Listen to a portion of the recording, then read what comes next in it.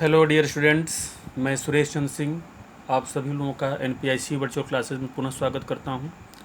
हम लोग class 12th English pros का 4th chapter the home coming पढ़ रहे हैं।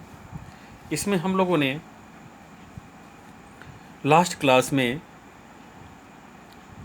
Found found out where she was तक पढ़ लिया था। आज हम लोगों को द नेक्स्ट फ्यू डेज से पढ़ना प्रारंभ करना है। आइए पढ़ना चालू करते हैं। The next few days were full of rejoicing। Rejoicing का मतलब होता है आनंद, खुशी या आनंद से मतलब यहाँ पर है। तो ध्यान दीजिए आप कि पिछले क्लास में जो हम लोगों ने पढ़ा था उसमें हम लोगों ने देखा था कि जो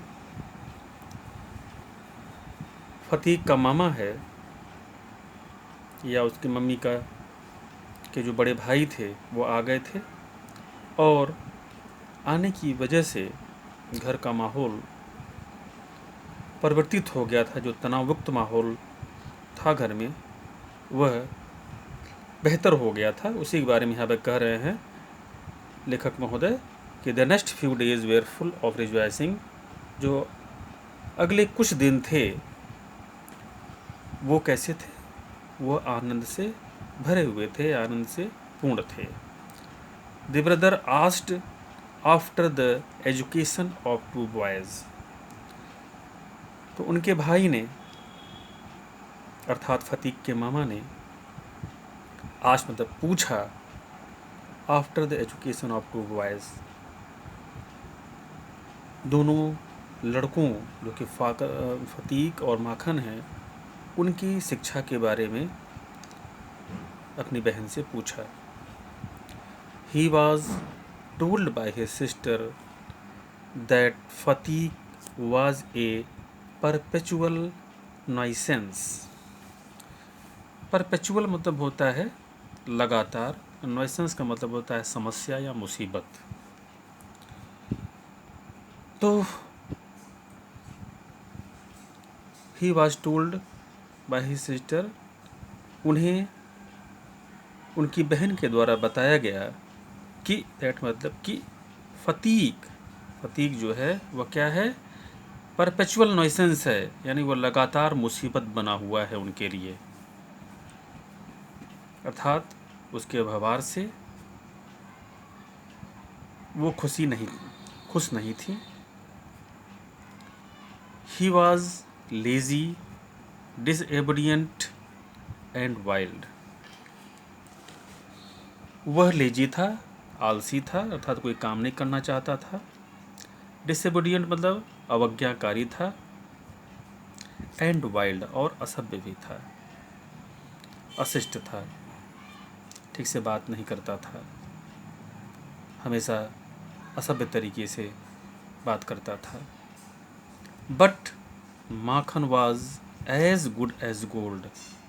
लेकिन जो माखन था वह कैसा था? एज गुड एज गोल्ड मतलब बिल्कुल सोने की तरह अच्छा था या सोने की तरह खरा था। कहिए एज क्वाइट एज फ्लैम्ब। क्वाइट मतलब शांत, मतलब क्रोधी नहीं था, दुष्ट प्रवृत्ति उग्र प्रवृत्ति का नहीं था। और लैम्ब माने मेमना होता है। तो वह कैसा था? शांति की तुलना उसके शांति की तुलना मेमने से की जा रही है कि जो माखन था वह बिल्कुल मेमने की तरह शांत था। अर्थात वह उग्र प्रवृत्ति का नहीं था, बिल्कुल शांतिपूर्वक अपने सभी कामों को करता था। And very fond of reading. Fond मतलब होता है शौकीन, और पढ़ने का बहुत ही शौकीन था। Bishambar kindly offered to take Phatik off his sister's hand and educate him with his own children in Calcutta. Bishambar ने अर्थात फतीक और माखन के मामा ने काइंडली ऑफर्ड, काइंडली मतलब दयालुता से या दया से, ऑफर्ड मतलब पेशकश करना। तो उन्होंने दयालुता से पेशकश किया। किसको पेशकश किया? अपनी बहन के सामने पेशकश किया। ये सिस्टर है, तो उन्हें बहन के सामने पेशकश किया। क्या पेशकश किया? टू टेक फतीक ऑफ, यानी फतीक को उनसे दूर ले जाने के लिए। And educate him with his own children in Calcutta, और उसे कलकत्ता ले जा कर के अपने बच्चों के साथ उसे पढ़ाना लिखाना चाहते थे, या दूसरे शब्दों में कहें उसे शिक्षित करना चाहते थे। एक बार फिर से समझ लीजिए क्या कह रहे हैं कि विशंभर ने फतीक को अपनी बहन से दूर ले जाने के लिए एक दयालुतापूर्वक एक पेशकश की, और वह उसे कलकत्ता ले जाकर उसे अपने बच्चों के साथ पढ़ाना चाहते थे। The widowed mother readily agreed, वह विधवा माँ बहुत जल्द ही सहमत हो गई, क्योंकि परेशान थी इसलिए सहमत जल्द हो गई। When his uncle asked Fatiq if he would like to go to Calcutta with him, जब his uncle उसके मामा ने, यानी फतीक के मामा ने, asked फतीक से पूछा if he would like to go to Calcutta, क्या वह कलकत्ता उनके साथ जाना चाहता है। His joy knew no bounds, उसके आनंद की, जॉय मतलब है आनंद, न्यू नो बाउंड्स का मतलब है सीमा न रही। तो इस बात को सुन करके कि वो उसके मामा ने ऑफ़र किया उसके सामने कि तुम मेरे साथ कोलकाता चलोगे, तो इस बात को सुन करके उसके आनंद की या उसकी खुशी की सीमा न रही। एंड ही सैड, और उसने कहा, ओह यस अंकल, उसने कहा ओह हाँ, तो थोड़ा आश्चर्य के साथ, खुशी के साथ, हाँ हाँ मामा जी मैं चलूँगा। In a way that made it quite clear that he meant it, तो इस तरीके से यह बिल्कुल स्पष्ट हो गया कि वह साथ जाने के लिए तैयार था, वह सहमत था। तो ये पैराग्राफ समाप्त हुआ। आइए नेक्स्ट पैराग्राफ में चलते हैं। It was an immense relief to the mother to get rid of Phatik. Immense मतलब होता है अत्यधिक, रिलीफ मतलब होता है राहत। तो वह माँ के लिए बहुत ही राहत की बात थी, अत्यधिक राहत की बात थी कि उन्हें फतीक से छुटकारा मिल रहा था। रिड मतलब छुटकारा होता है, तो उन्हें फतीक से छुटकारा मिल रहा था, क्योंकि फतीक की क्रियाकलाप से वो हमेशा परेशान रहती थी, घर का माहौल हमेशा तनावपूर्ण बना रहता था उसके कारण। तो वह जब कलकत्ता अपने मामा के साथ जाने के लिए तैयार हो गया, इस वजह से वो काफ़ी राहत महसूस कर रही थी कि चलो फतीक से भी मुझे छुटकारा मिल गया। She had prejudice against the boy and have no love and no love was lost between the two brothers. वह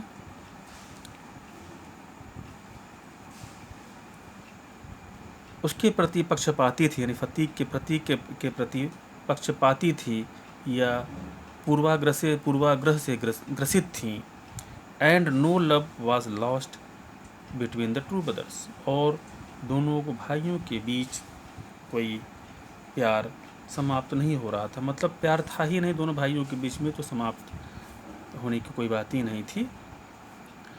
she was in daily fear that he would either drown Makhan some day in the river, वो प्रतिदिन डरी रहती थी। Fear, daily fear मतलब होता है प्रतिदिन, रोज़ डरी रहती थी कि ही वुड मतलब फतीक जो है, या आइदर ड्रोन मतलब डुबा देना, या फतीक जो है माखन को किसी दिन उसे नदी में डुबा देगा, और break his head in fight, या लड़ाई में उसका सर फोड़ देगा, और run him into some danger, या किसी अन्य खतरे में उसे डाल देगा, या अन्य।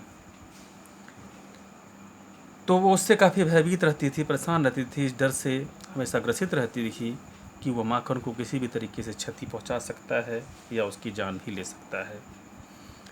At the same time she was somewhat distressed to see Fatique's extreme eagerness to get away. At the same time, इसी समय she was somewhat, वो कुछ distressed, परेशान थी। भाई उनका बच्चा उनसे दूर जा रहा था तो परेशान तो थोड़ा माँ जरूर रहेगी, तो वही करते। इसी समय वो कुछ परेशान थी, डिस्ट्रेस मतलब होता है परेशान, समवट मतलब कुछ, तो वो कुछ परेशान थी। To see Phatik's extreme eagerness to get away, इस बात को देख करके कि फतीक का जो है, इगरनेस मतलब उत्सुकता, यानी फतीक की दूर जाने की जो उत्सुकता है, इस उत्सुकता को देख करके वह कुछ परेशान थी।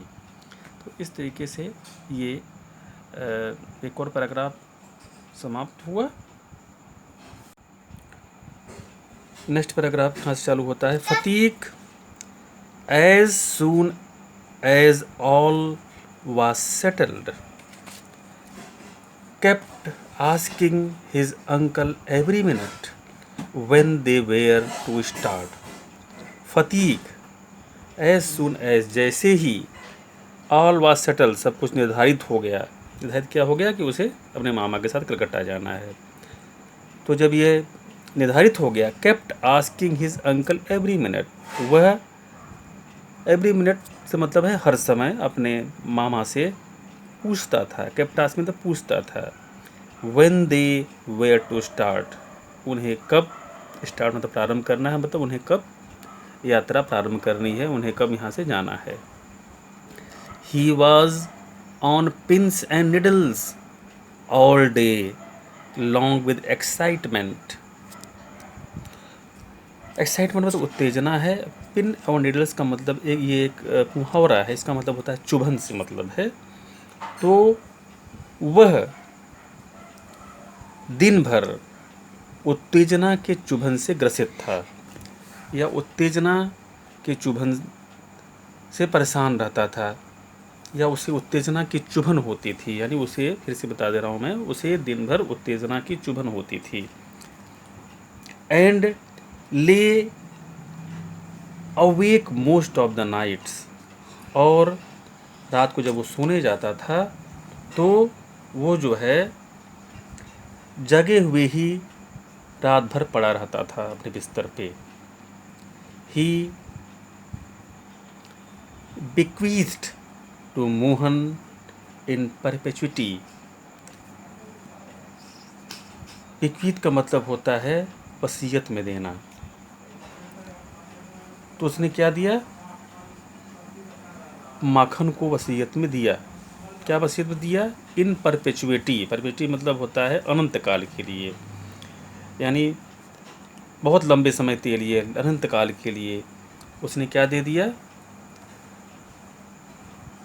हिज फिशिंग रॉड, अपना जो मछली पकड़ने का जो छड़ी था, रॉड था, उसको दे दिया। हिज बिग काइट, अपनी जो बड़ी सी पतंग थी उसको दे दिया। एंड हिज मार्बल्स, जो कंचे होते हैं जिससे बच्चे खेलते हैं, उसको दे दिया उसने। ध्यान, एक बार फिर से ध्यान दीजिए। तो उसने माखन को वसीयत में अनंत काल के लिए अपने फिशिंग रॉड को, मछली पकड़ने के रॉड को दे दिया, अपनी बड़ी सी पतंग को दे दिया, और अपने खेलने वाले जिसे कंचा खेलता था उन कंचों को दे दिया। Indeed at the time of departure his generosity towards Makhan was unbounded. Indeed मतलब वास्तव में, at this time of departure, इस जाने की घड़ी में, his generosity towards Makhan, Makhan के प्रति उसकी उदारता, जेनरोसिटी मतलब उदारता होती है, माखन के प्रति उसकी उदारता वाज अनबाउंडेड, अनबाउंडेड मतलब सीमा से परे थी। तो इस जाने की घड़ी में जो माखन के प्रति उसकी उदारता थी वह सीमा से परे थी। एक पैराग्राफ आई और पढ़ लेते हैं आज क्लास में। When they reached कलकत्ता, जब वे मतलब मामा और फतीक दोनों लोग कलकत्ता पहुँचे। Phatik made the acquaintance of his aunt for the first time. Acquaintance मतलब होता है जान पहचान। तो फतीक की उसकी मामी, आंट मतलब मामी से पहली बार जान पहचान हुई। She was by no means pleased with this unnecessary addition to her family. Pleased माने प्रसन्न होने से मतलब है। तो वो जो मामी हैं वो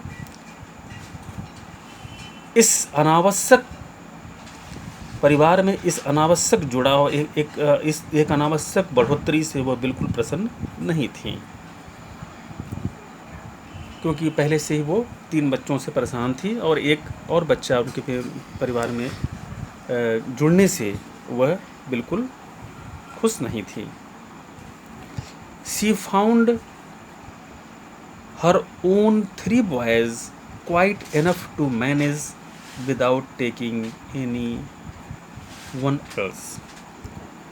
शी फाउंड, वह पाती थी, हर ओन 3 boys अपने 3 बच्चों को क्वाइट एनफ पूरी तरह से पर्याप्त, टू मैनेज करने में, विदाउट टेकिंग एनी एल्स बिना किसी अन्य को लिए, यानी को मतलब किसी अन्य बालक को लिए या किसी अन्य